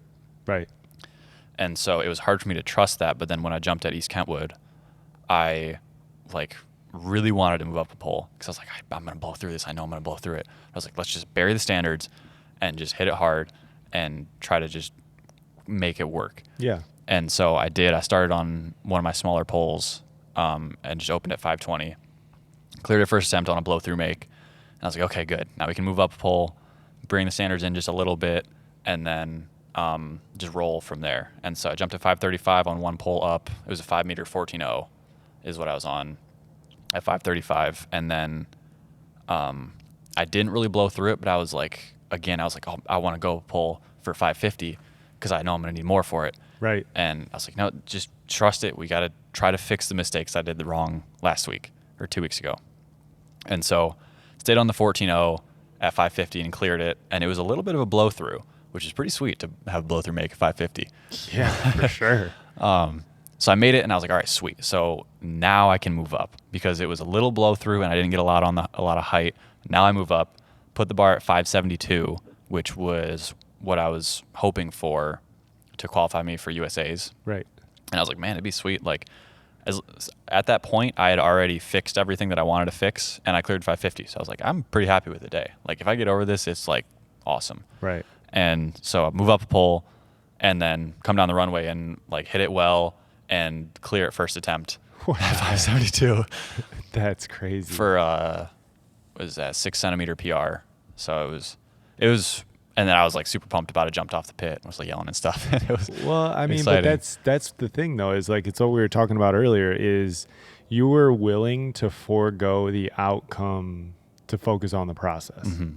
That day you made the choice, like, I'm going to just solely focus on the process. I'm going to surrender to it, and I'm going to surrender to the outcome, and I'm going to just be willing. This sounds crazy, but I'm willing to fail just to work on this. Like I'm going to be okay. I'm willing to release that outcome of a good meet or making this bar or making that bar just to focus on the process. And then you focused on the process and you were able to like push away those pressures of like, oh man, I want to go up to the pole, but I know that this is what I did last week and I'm trying to work on that, you know, and that pressure was like, I really want to. No, I'm not doing it this week. It's hard. It's I'm hard. not. And then in being completely consumed by the process, the outcome happened. Yeah. You know, it's Yeah. so crazy how that works. And everybody, majority of everyone, has it backwards. They're like, okay, outcome focused first, and then if the process is, happens, it happens, But that's where mature athletes come from. Really, really mature, and more importantly, consistent athletes are able to make that connection with the process where they're okay with, foregoing a good result, And Yeah. I tell Luke this all the time whenever I work with him, and I'll probably end up, especially after hearing this story, I'll probably end up telling you this all the time too, is commit to the miss. Okay. Yeah. If we got to miss the bar, then miss the bar. Mm-hmm. But you better not get off that pit and tell me that you didn't do what we were trying to do. Yeah.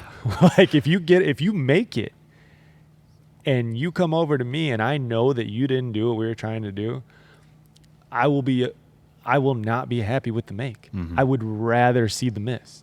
And there are times in championship meets that becomes really hard to do. And especially as a coach, like in a championship meet, like at a NCAAs or like at a state championship or at the, US championships, it's like, okay, today's the day where we're not willing to, commit to the miss. Mm-hmm. Get over the freaking bar.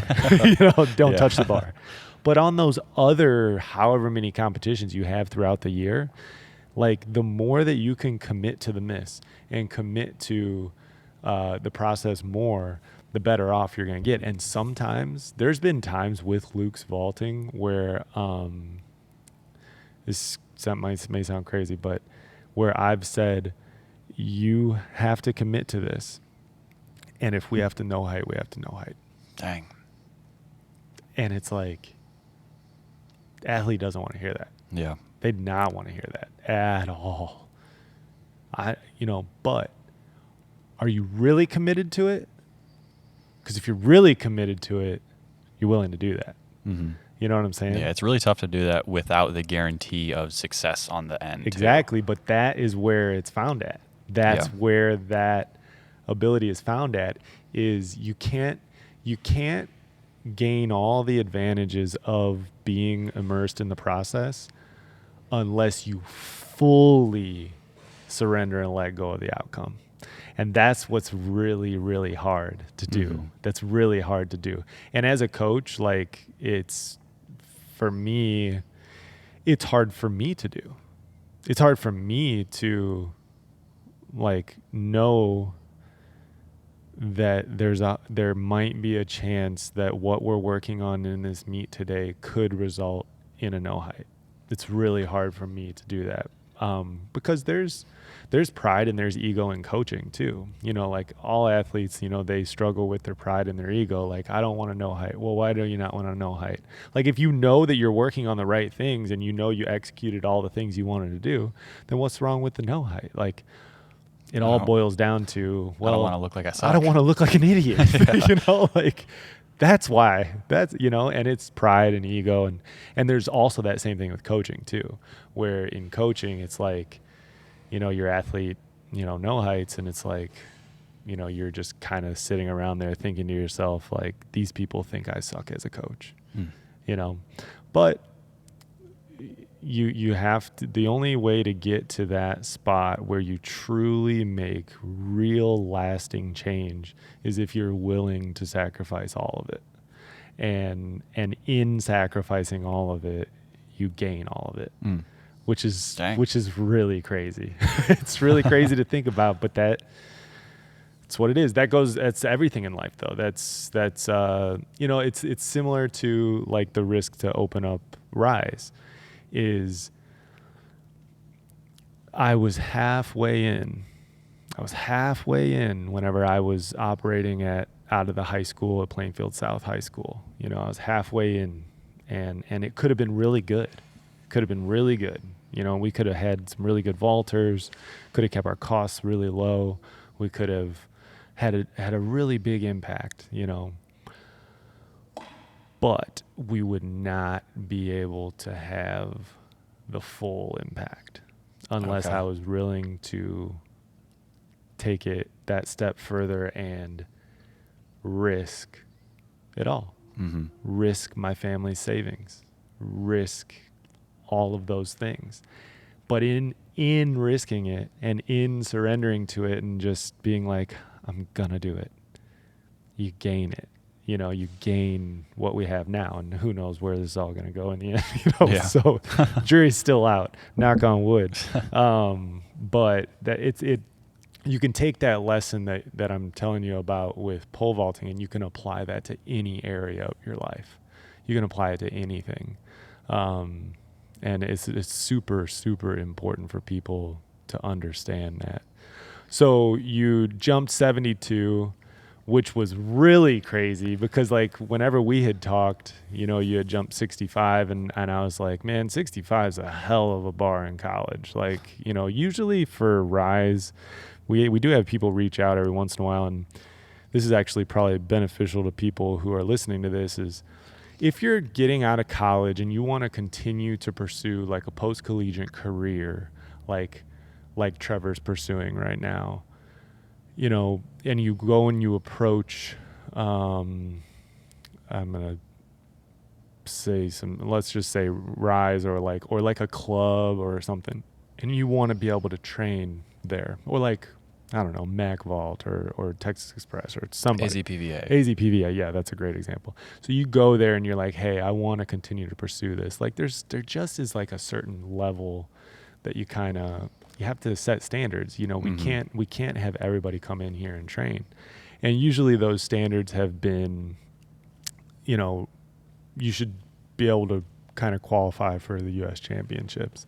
And that usually is around like 560, but in the era that you're growing up in, like a little tougher. It's freaking crazy, dude. I remember I got into indoor USAs with a 540 one time. Dang.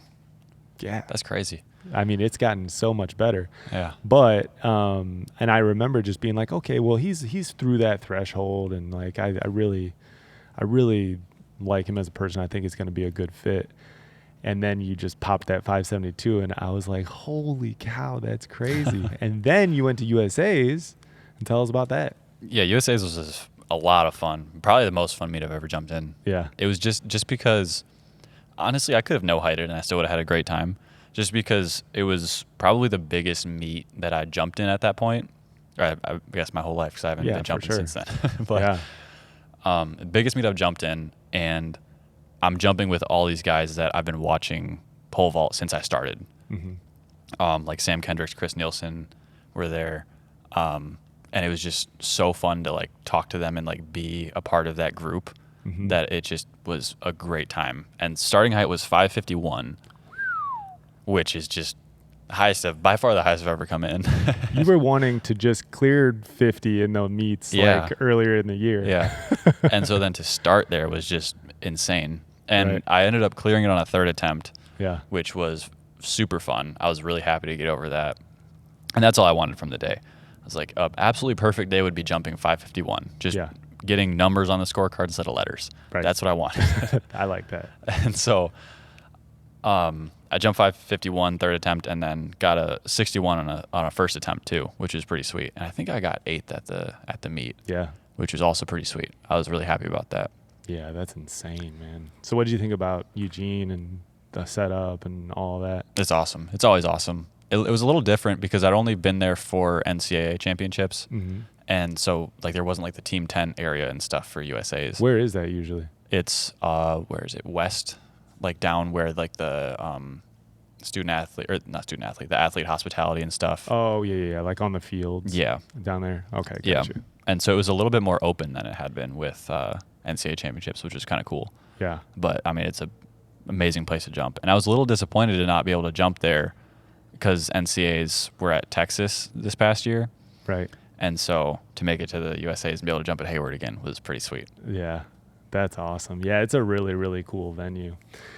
And now you brought us all the way back basically to here, man. Yeah, so what are your biggest fears jumping post-collegiate? Wasn't ready for that one. It's a hard one. I think having a bad year is probably pretty scary. Multiple no heights is scary. I want to jump at the caliber where I feel like I belong and where I feel like I should be jumping.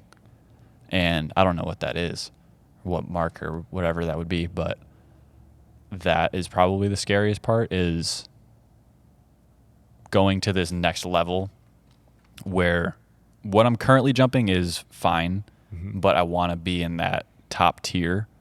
And so not being in that is going to be tough. Yeah. I feel like every year or every time, like from high school to college, it was fought my way to the top of college ranking or high school rankings. And so now I'm like, oh, I'm number one my senior year. Let's go. Right. Get to college, shot back down to the bottom. Yeah. They're not the bottom, but Right. Yeah. not the top. Yeah.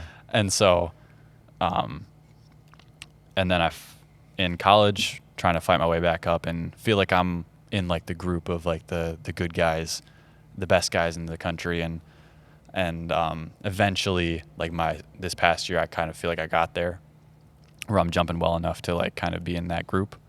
And now I'm out of college and it's shot right back down to the bottom. And so it's just well, fighting you're not away. the bottom there though. Like, I mean, 72 is, it's not the bottom. Like you're at a really, I think personally, you're at a very good spot coming out of college. Like not all right, that many people. Like it's not like there's 50 people coming out of college jumping 572. That's true. You know, like there's not a ton of people. I mean, the era that you're growing up in right now though is very difficult. Like you have to jump so high, you know, to be, I guess, a part of that group. See, my problem is like that's how I was too. Like I just wanted to just be accepted, accepted like by that group. This is the problem with that. Is the hard part about jumping after college is that I don't know if you're ever like really accepted. Like the way that I felt is I was only as good as my last meet. Because it's like, oh yeah, I jumped, you know, this high. Say I jumped, you know, 580. I jumped 580. I made it. Didn't make it. Like you got to keep doing it. Yeah, because then the next week, if you jump a 560, which is still a pretty good bar, you don't feel like you're in the club. Yeah. Then the next week you do all right. I'm back in the club next week. So one of the things that I've been trying to work with Luke on, and that we'll, you know, work together on, is like just focusing on what you can control. Like you can't control the acceptance of other people. You know what I'm saying? Can't control if it's like, I want these people to like me, and for me to be like, I want to be a part of the group, you know, and things like that. You have to just focus on that process, you know, and you have to focus on like, what is it that I have to do?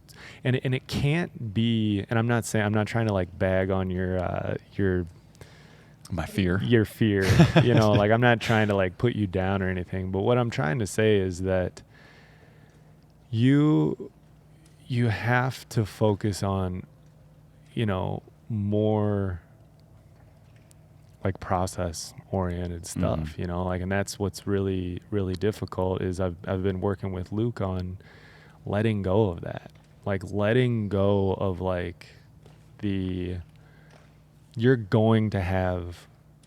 have agents and meet directors and all kinds of people tell you all kinds of different things every step of the way, you know, and there will be times where they will say no, and they'll be like, no, you can't get into this meet, or you can't do this, you can't do that.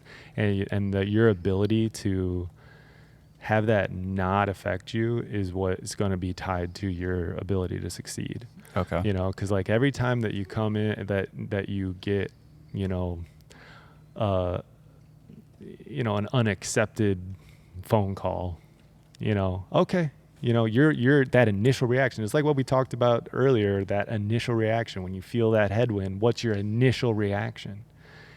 Being able to change that around to, oh, okay, I didn't get accepted, on to the next. Mm-hmm. And how long is that going to linger around in you?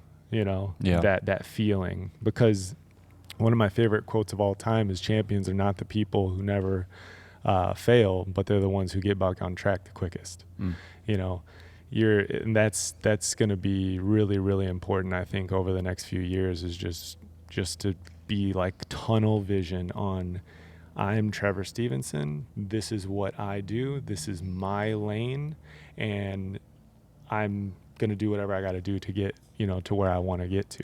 And there's just like I feel like when you jump after college, there's like kind of like traps that can like trap you, like there's the social media trap that can grab you.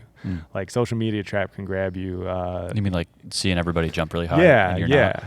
Okay. That can grab you, and then you can start to, be like, all right, well, I, need to jump in Europe. I have to jump in Europe. If I don't jump in Europe, then I'm not a part of the club. What the heck, man? I want to be a part of the club. It's like, no, you can do things. You can do things different. You really can. You can do things different, and you can be successful doing things different. And we were talking about it the other day about how, people just jump their brains out sometimes. And I've talked with Brad Walker about this over the phone and text messages and things like that, about how if you continue to just push, this meet, that meet, this meet, that meet, this meet, that meet, and you don't remember what got you to that successful spot in the first place, which is your training, then you can just veer off, and another trap is the opportunity trap. Well, I got this opportunity. And then you're at a fork in the road where it's like, okay, well, if I take this opportunity, it's going to maybe be a little detrimental to my training. And people get sucked into the opportunity trap. Well, I got a chance to jump here. And then they grab that opportunity and they push the training off a little bit. And then they get to the next opportunity and it's like, oh, I'm going to grab that one too. And then they push their training off a little bit more. And then if you keep going down that road, then you end up like, oh, dude, I'm slow, I'm weak, and I haven't had a consistent amount of training in 6 months, and so that's another one of those traps that I think it's important to, not fall into. But I'm not saying that I know everything about this, because I'm still very young as a coach, and I, but I have the ability to reflect on kind of the traps that sucked me in too. And that is what I hope that I can help you and Luke navigate through. You know? Yeah, it's definitely a big advantage having your knowledge and Luke's knowledge coming in here, because if I was just training if I was living at home and training at home, I wouldn't know anything right now. Right. Like just being here for 2 months and talking to you guys for just like intermittently, I like already know so much more than I would have. And like I would have been pushing to get to Europe and jumping as much as I can and doing all this stuff that I probably shouldn't be doing. And it'd probably take me like 5 years of mistakes to like finally figure out what I actually need to be doing. Right. And I'm not saying that going to Europe and jumping in Europe and the end, I think probably every pole vaulter's end goal is to be like the Chris Nilssons, and Casey has been like that the last few years. Sam, like where it's like, oh man, they get to go and they get invited to all the best meets every year. Like that's kind of like those three are at like the pinnacle of what it's like to pole vault in the United States. And then, you obviously, Katie and Sandy and they're, that's kind of where everybody's scratching and clawing to get to, but you have to have a clearly defined goal. And one thing that's really helped me a lot with talking to Brad is that he prioritizes Katie's training. Like he's like, I'll talk to him and he'll say, like, she's, going through kind of a rough time. Like nobody knows about it. Everyone just thinks Katie's just like riding the waves just all the way to the top every single time. But you get into the back end and you have her and Brad like coming up, constructing these well orchestrated plans with well orchestrated goals. And it's like, okay, here's my goal. If my goal is to win a world title, we're going to look at these opportunities a lot differently than if my goal is just kind of whimsical. Like my goal, like we're coming back to, is to be a part of the club. You could make a lot different decisions trying to be a part of the club than you would if it's like my goal is to make a world team or to make an Olympic team. You know, you structure the way that you jump and your season and your training a lot differently around a specific goal like that than a really random goal like being a part of the club. Because if you're just wanting to be like a part of the club, then that's fine. Like if that's what you want to pursue, then that's good. But you would do it a lot differently. You'd be on the phone with a lot more meet directors. You'd really want to get in contact with an agent like really quickly because they're going to be able to, you know, help you facilitate getting into those meets. So then you can be a part of that. But if you're really dialed into your goal of making the world team, you're going to maybe prioritize your training more. You're going to prioritize, you know, things like that. So I don't know if I'm explaining it correctly, like if it's coming out, but it makes sense in my head. Yeah, I know what you mean. You know? Yeah. And another goal, or another, I guess, fear that I have that kind of is at odds with that one is money. And like the lack of money that I'm going to be making doing this is going to be tough because that, like, if you want to make more money vaulting, you have to jump high at a lot of meets. And so, like, if my goal is to make the world team at the end of the year, or the Olympics, I guess, this year, then I probably wouldn't be making a lot of money this year. I'd be going to high quality meets and jumping the best I can a few times. Right. Whereas if I want to try to make some money, I'll be jumping at as many meets as possible that have the best prize money, even if they're in terrible weather in a terrible place with awful competition. That's a really, really good point. And so that was like, whenever I first started Rise, like that was one of my big things that I wanted to check off is I had to work full-time job. I was a teacher and it was a miserable experience trying to vault and pursue my pole vaulting dreams as an athlete because I had to work, you know, I had to wake up and train at 5 a.m, go to work all day teaching PE, and then get in my car and drive to, you know, do the rest of my workout after school and then come home and hang out with my wife for like 2 minutes and then go to bed, you know? And so what I really wanted to do was I wanted to structure the way that we did Rise where it was like, okay, so what we're going to do is we're going to take these people who are good people, not douchebags, that want to be a part of what we're doing, and we could fund them and give them a salary so that could take care of some of the living expenses.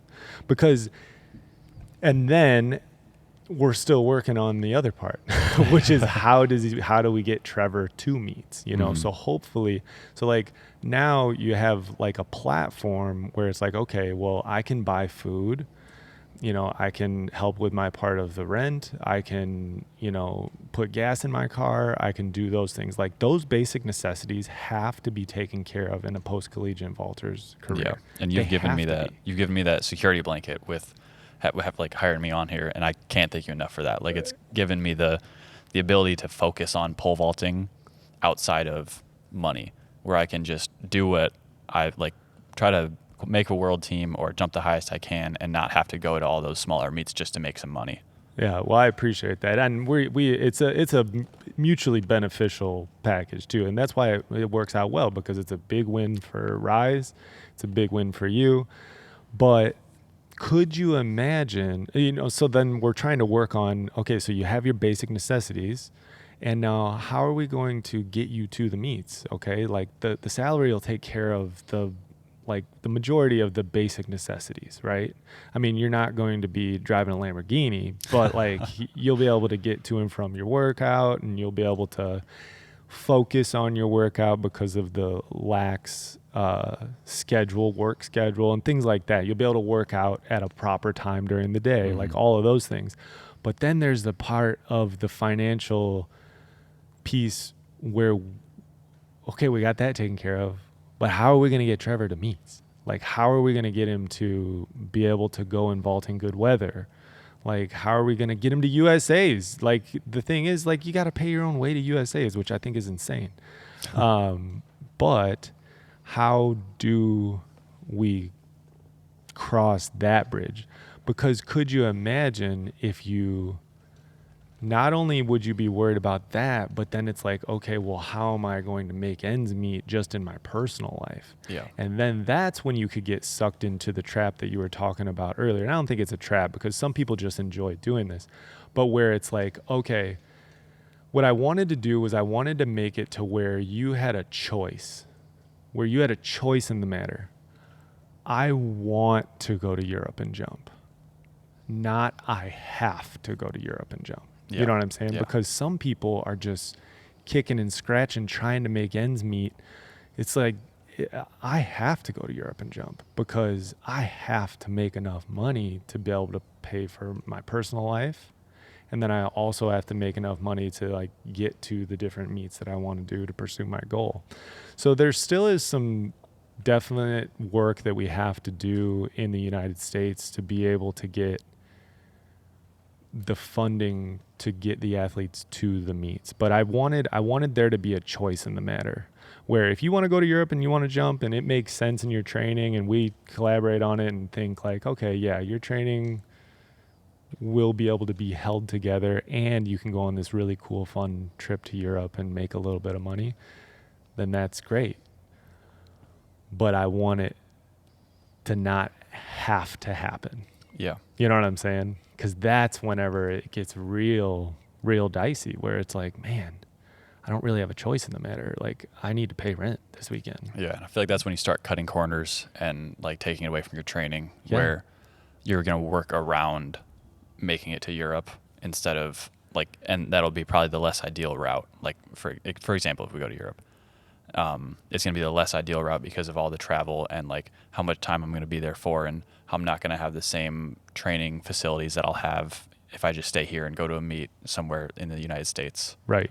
And I think Luke and I ran into that issue. We ran into that issue for the last couple of years where, I don't know, I think every elite athlete just goes through a decision where it's like,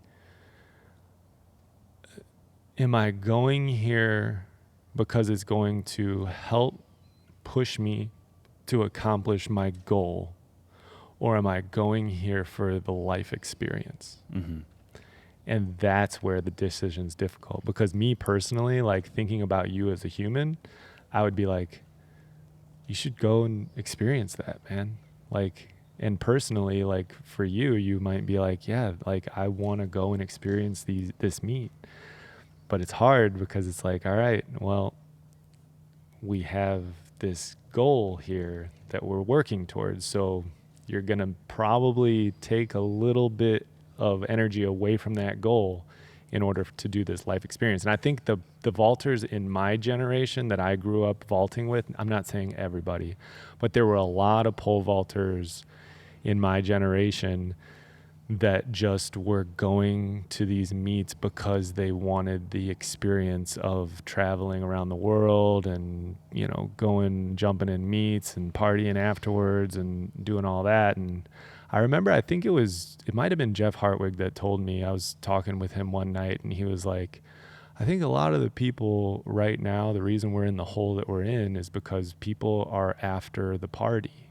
They're not after jumping better. Like they don't have clearly defined, I'm here solely because I have a goal that I want to accomplish. A lot of the people were there solely because they wanted the life experience and they wanted the party afterwards, you know? So that always blows my mind when I hear about stuff like that. Yeah. Because I always thought that coming into college and then coming out of college now, I thought the same thing, where I like get to the next level and it's like, oh, everybody's going to be serious now. Like everybody's going to be focused and trying to get like wherever they need to go, and getting better is like the main, like the priority. Right. And I thought that coming into college, and it's like, that's not how college is. almost No. nobody cares about it in college. Right? And then coming out of it, I'm sure that I haven't experienced it yet, but I'm sure that there's a lot less of that. But I was surprised to even know that that's even still a thing now. Oh yeah.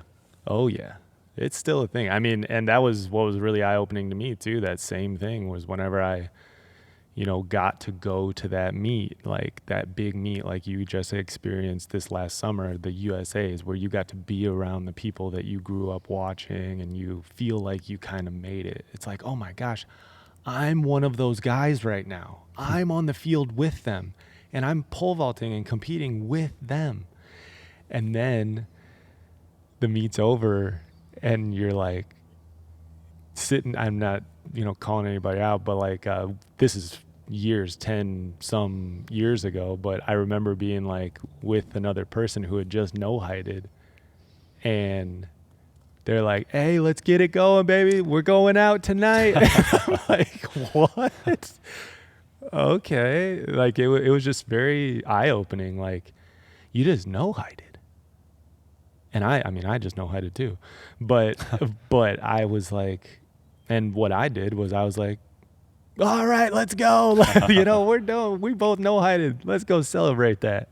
And I think there's nothing wrong with the party. Nothing wrong with the party, because you have to let go and you have to enjoy yourself and live your life.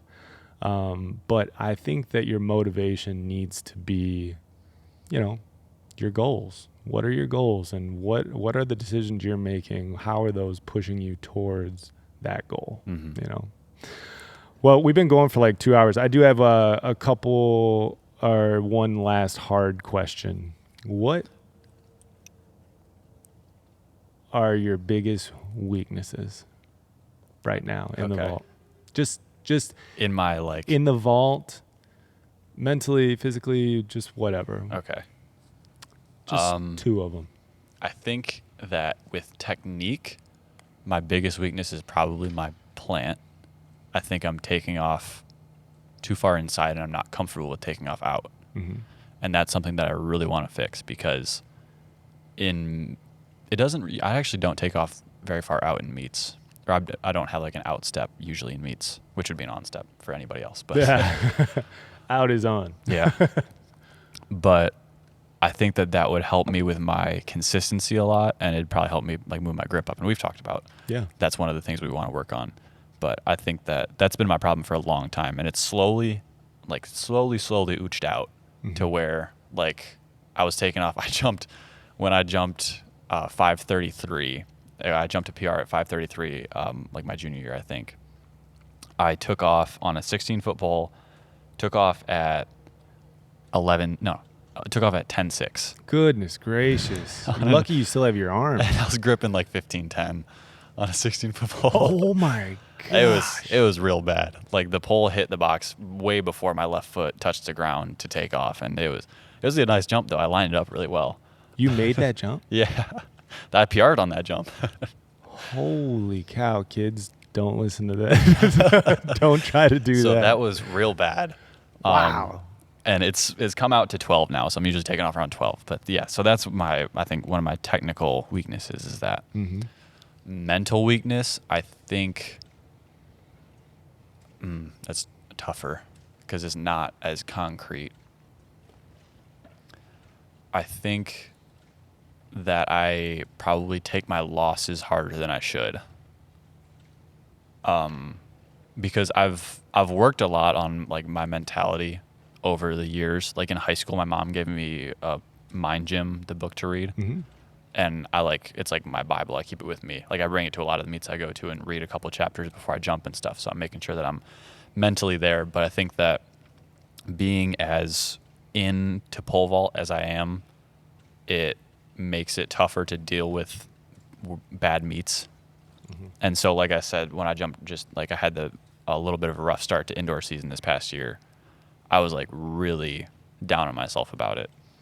And it's tough for me to not do that because then I feel like I don't care as much about pole vault. Like if I have a bad meet and I'm like, I just shrug it off. then it feels like I should be upset about it because I want to be good. And I think working on finding some middle ground there where I am upset about it and I learn from it, but I don't let it weigh me down is where I need to try to end up. Ironically, I don't think that you're ever going to run into the problem where you don't care enough. Okay, that's good to know. There's two types of people, in this world, really. People who are very driven and who are just, they pursue goals relentlessly. And those people will have the opposite problem as the other group, which are lazy. People who are driven need to learn how to not care. Yeah.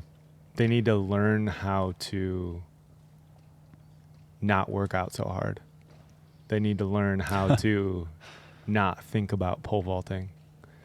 And if they learn how to do that, they enable themselves. They take the governor off their progress, and then they can be successful. But the problem is that what you're doing whenever you do that is you're essentially doubling your workload, maybe more, maybe 3xing your workload, because you just went through a bad meet, right? You just went through a bad meet. You had a bad day. And you felt it. You felt that bad day. And then after that meet, you have the choice of not caring, or when I say not caring, you'll always care. But you don't have to try to not care. Yeah. Yeah. You know what I'm saying? Now you just took that bad meet and you woke up with it the next day. And now you went through another day of that bad meet. And then you woke up the next day with that bad meet and you went through that bad meet again. You know what I'm saying? And so then you mentally become extremely exhausted. Yeah. It gets so exhausting because you're constantly, reliving it in your head. And I don't think that you're going to ever run into the problem of undertraining. I don't think you're ever going to run into the problem of not caring. So that means that you don't have to worry about that. You're always going to care. It's just your default state. Yeah. Your default state is caring. You know what I'm saying? You care about it. You want to work hard. You're driven. So you can let go of that and just be like, and I tell Luke this is kind of some of the same psychology that I use with Luke. You need to learn how to not care.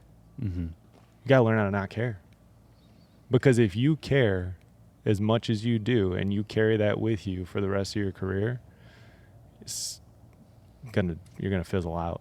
Yeah. You're just going to fizzle out and you're going to quit, And that is something that we definitely are going to work on, and that I've worked on with Luke a lot, is just you have to learn how to not care as much.